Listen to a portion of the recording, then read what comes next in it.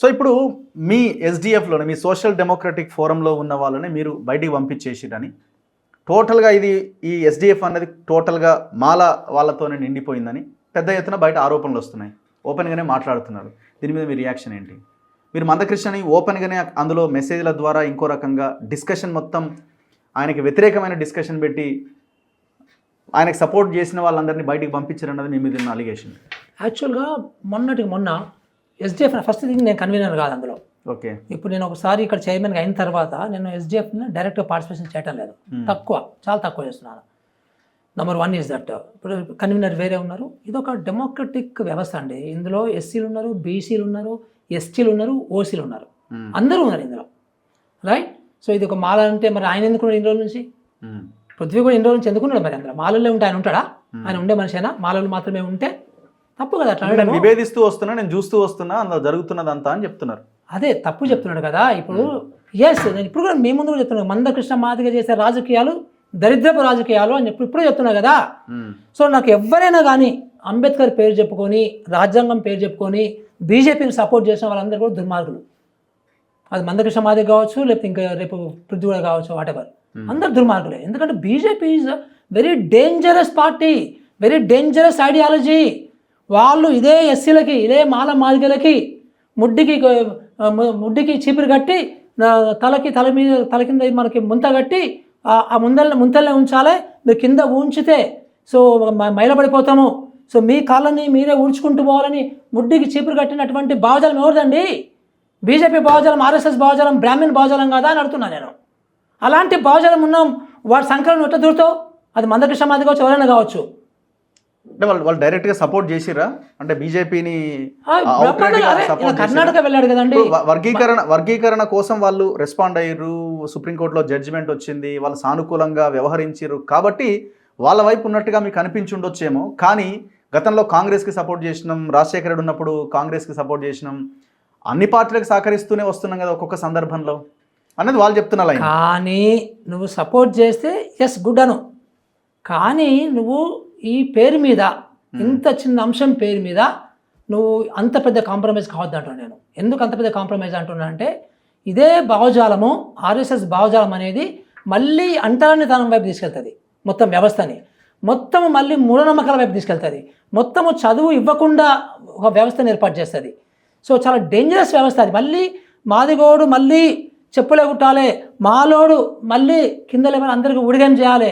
So మనకు గౌడ్లు only టార్చర్ని ఇదాలే, so only వీళ్ళు అట్లా అన్ని. అంటే వాళ్ళకి ఓటు వేసి గెలిపిస్తే కదా తర్వాత విషయం, ఓటేసి గెలిపిస్తే కదా. నువ్వు గెలిపిమంటున్నావు కదా, వర్గీకరణ గెలిపిమంటున్నావు కదా, నువ్వు గెలిపిమంటున్నావు కదా. నువ్వు మన తెలంగాణ యాజిటేషన్లో రాజకీయ నాయకులు అన్ని పార్టీల దగ్గర పోయి అడుక్కున్నారు. అట్లా అని చెప్పేసి నువ్వు బీజేపీకి సపోర్ట్ చేయలేదు వీళ్ళందరూ కూడా. ఇప్పుడు నువ్వేం చేస్తున్నావు? నువ్వు బీజేపీ సంకల దూరి బీజేపీ ఓట్లేమంటున్నావు. నువ్వు బీజేపీ దగ్గర పోయి మాకు హెల్ప్ చేయమని అనడం వేరు, బీజేపీ పార్టీకి ఓట్లేమనడం వేరు కదా. 30 ఏళ్ళుగా పోరాటం చేసినాము, ఇప్పుడు అది అవ్వబోతున్నది, దీని ముందు కొంత తగ్గినట్టుగా వ్యవహరిస్తే తప్పేముంది? తగ్గండి అబ్బా, తగ్గండి. కానీ నీకు ఒక్కటి చెప్తాను చూడండి. ఇప్పుడు రేపు ఉదాహరణకి ఇదే రాసి పెట్టుకోండి మీరు. ఇప్పుడు నిజంగానే వర్గీకరణకి బీజేపీ వాళ్ళు అనుకూలంగా ఉండరు అనుకుందాం ఫర్ సమ్ టైం. వాళ్ళు వర్గీకరణ చేసినంత మాత్రాన నీకు కుల వ్యవస్థను తీసేయాలి అనరు వాళ్ళు, రాజ్యాంగాన్ని ఇంప్లిమెంట్ చేయాలని అనరు వాళ్ళు, క్వాలిటీ విద్య ఇవ్వాలని అనరు. వర్గీకరణ చేసినంత మాత్రం ఇవన్నీ వాళ్ళ సాలిడ్ ప్రిన్సిపల్స్ అన్నీ అట్లాగే ఉంటాయి, ఏం మార్చుకోరు. కానీ రేపు ఇతను బీజేపీకి పోకుండా ఉంటాడా? ఎవరు? మందకృష్ణ మాదిగ గారు.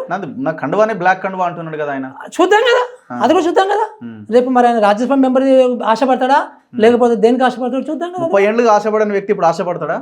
30 ఏళ్ళుగా ఆయన ఆశపడలేదా అంటే నేను ఒక మాట అడుగుతాను. 94లో చంద్రబాబు నాయుడు ఇంప్లిమెంట్ చేసినప్పుడు ఆయన అప్పుడే ఏదో ఒక పార్టీలో జాయిన్ అయ్యి ఏదో ఒక పదవి తీసుకొని ఉండాలి కదా, ఇక అయిపోయింది అని. ఇప్పుడు కొన్ని అంశాలు ఉంటాయి అబ్బా. ఈ కొంతమంది లీడర్కి ఎట్లుంటుంది చెప్పాను నేను చాలామంది చూశాను ఇది. ఓకే. ఆ అంశాన్ని ఎంత లైవ్గా ఉంచితే వాళ్ళకి అంత బెనిఫిట్ వస్తుంది. అలాంటి బాపతు Mandakrishna Madiga, to be frank with you. ఆయనకు లోపల ఏముందో తెలియదు, కానీ నేను అనుకుంటున్నది మాత్రము ఎన్ని రోజులు లైవ్గా ఉంటే ఆయనకు అంత బేరాలు వస్తాయి, అంత డబ్బు సంపాదించుకుంటాడు, అంత బెనిఫిట్ వస్తుంది. అది క్లియర్, అందరికీ తెలుసు ఏం చేస్తున్నాడు ఆయన. సో ఏ రకంగా దీని ద్వారా బెనిఫిట్ అవుతున్నాడని ఎవరిబడి నోస్. ఎంఆర్పీఎస్ వాళ్ళకు కూడా తెలుసు, అందరికీ కూడా. అలా మనకి ఈ స్టేజ్కి తీసుకురాలేడేమో సుప్రీంకోర్టులో, సుప్రీంకోర్టు డైరెక్షను, ఈ స్టేజ్ వరకు రాదేమో, ఒకవేళ ఆయన అమ్ముడు పోయో లేకపోతే ఇది జరగొద్దు అనే ఒక ఆలోచన ఆయన ఈయనపోతే ఇంకొక ఆయన వస్తాడు అబ్బాయి, ఏముంది అందులో పెద్ద ఆ అంశం ఇంపార్టెంట్, ఆ అంశం ద్వారా బీజేపీ ఓట్లు సంపాదించడం ఇంపార్టెంట్ కదా. ఇప్పుడు జనరల్లీ బీజేపీ భావజాలానికి జనరల్గా ఏంటంటే ఎస్సీలు ఎగ్నెస్ట్. అందుకే వాళ్ళు ఎస్సీలు అందరినీ చంపుతుంటారు ఎప్పుడు కూడా నార్త్ ఇండియాలో, తెలుసు కదా మీ అందరికీ కూడా. సో ఎస్సీలు అందరూ ఎగ్నెస్టే. ఇప్పుడు వాళ్ళు ఏం చేస్తారంటే ఎస్సీ ఓట్లు వాళ్ళకి రావు, ఎస్సీ ఓట్లు అనేది కూడా నాన్ బీజేపీకి వెళ్తాయి అన్నీ కూడా. సో ఆ ఎస్సీ ఓట్లు అనేది కన్సిడరబుల్ నెంబర్, బిగ్ నెంబర్, చాలా పెద్ద నెంబర్. ఒక్కొక్క రాష్ట్రంలో అది 15 నుంచి 25% వరకు ఉంది. పంజాబ్లో అయితే 35% ఉంది. బిగ్ నెంబర్ అన్నమాట, అది బిగ్ పాపులేషన్. ఆ ఓటు డిసైడ్ చేస్తుంది అది అధికారులు ఎవరు అనేది. ఇప్పుడు దాన్ని ఈ రకంగా డివైడ్ చేస్తే, సింపుల్గా ఈ రకంగా డివైడ్ చేస్తే హ్యాపీగా వాళ్ళకి ఓట్లు వచ్చేస్తాయి, ఎస్సీ ఓట్లు ఫ్రీగా వచ్చేస్తాయి కదా. సో అది కుట్ర కదా. ఇప్పుడు అంతేందుకని మీకు విచిత్రం చూడండి గమ్మత్తుగా, ఇప్పుడు ఇది మన మాలమాదిగ గొడవ అని నడుస్తుందా. ఇప్పుడు కొన్ని రాష్ట్రాలలో మాదిగలు వర్గాలు చేద్దంటున్నారు, కొన్ని రాష్ట్రాలలో మాలలు చేద్దంటున్నారు. అది కూడా ఉంది కదా మరి. అంటే దీన్ని బట్టి మీకు ఏమర్థమవుతుంది? సో నేనేమంటున్నానంటే అందరూ ఫలాలు అనుభవించనివ్వండి, కొంచెం చిన్న ఫలాలే బుల్లియా కానీ, బట్ అనుభవించండి, అది కూడా మంచిదే కదా. ఇంపార్టెంట్ అక్కడ చేయండి, ఇక్కడ చేయండి, ఎవరి పాపులేషన్ ప్రకారం అది డివైడ్ చేయండి. నాట్ ఓన్లీ మాదిగా ఇంకొక 40 కులాలు ఉన్నవి, చిన్న కులాలు ఉన్నాయి, చిన్న బుల్లి కులాలు ఉన్నాయి. పాపం వాళ్ళు కూడా దే ఆల్సో గెట్ బెనిఫిట్.